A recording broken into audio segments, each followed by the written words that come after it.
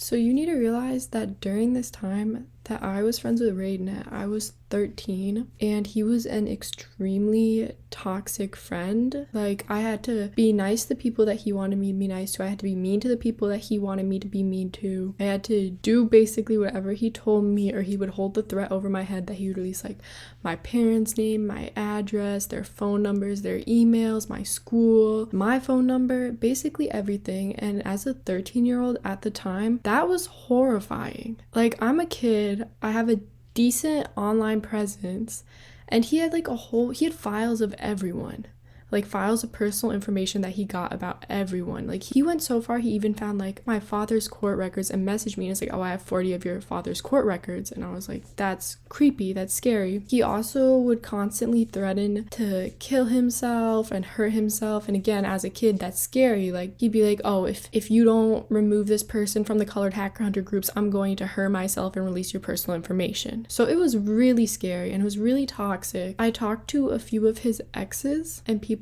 that he tried to get with during that time who were also very young, like 12 and 13, so around the same age as me at the time, and they were extremely young, and he would try to pressure them into sending nude photos or threaten to hurt himself, or like show them videos of him hurting himself if they like tried to break up with him. And I'm gonna have more of that later on in the video with like screenshots of what they told me and also some voice memos from them. And he also targeted people, like young girls that were depressed, and he would tell them things like, oh, like the only thing that can cure your depression is if you love me, like your love for me and my love for you will cure your depression. And he was saying this to multiple young girls at the time, so many. And he would also do some weird things like compare girls to other girls, because I remember back when I was 13, one of his girlfriends at the time messaged me, and she was telling me that while he was dating her, he was constantly talking about how he was in love with me and how she'd always be second to me in his eyes. And he would compare like the girls he was talking to other girls, which was kind of weird. He did it to me before, me with some other YouTuber, and he's like, oh, you'll never be as good as her, like as mature as her. So it was just extremely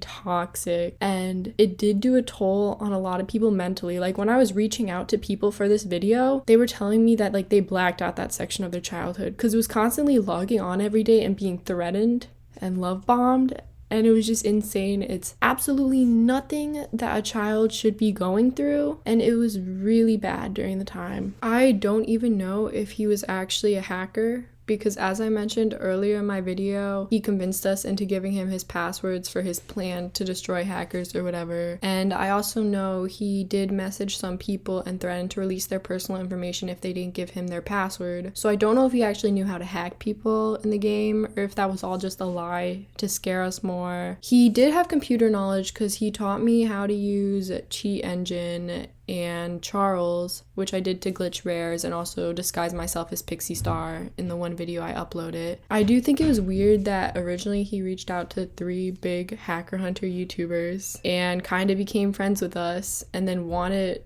to get shout outs and basically share him, like his name, to more of our subscribers so that he could get in contact with them. I think that was weird because that was a way that he found a lot of victims. He did the same thing too, basically threatening to kill himself, threatening to hack our accounts. There were points where he threatened to rape a few people and he knew their address, so it was really scary. He threatened to hurt people, he threatened to hurt their families, and there's so many victims, way more than I can count. He did this to so many young girls. I've heard from multiple sources that he still plays the game, so he's still out there, which is what really pushed me to make this video, because I was never going to talk about it again, ever. After this whole situation, it was really scary. And it lasted like years. But since he's still in the game, I felt it was necessary to bring attention to this man, because he is not a good person and he is not someone you want to surround yourself with.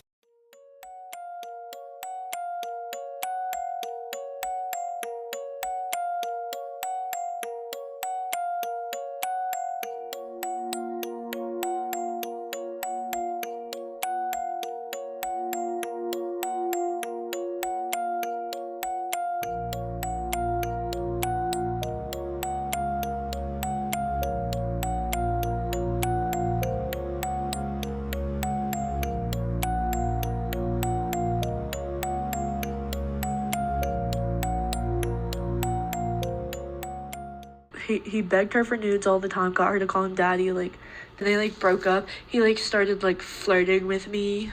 Like, I was wanting to kill myself one night, I remember. I was, like, spilling it to him. There was this other, like, really big YouTuber that tried to get me to kill myself on stream. And he was, like, doing it with her, like, trying to get me to, like, cut myself and, like, kill myself on live. After all that happened, I was wanting to kill myself. Genuinely, he was just like, no, don't do it. I didn't mean what I said. Please.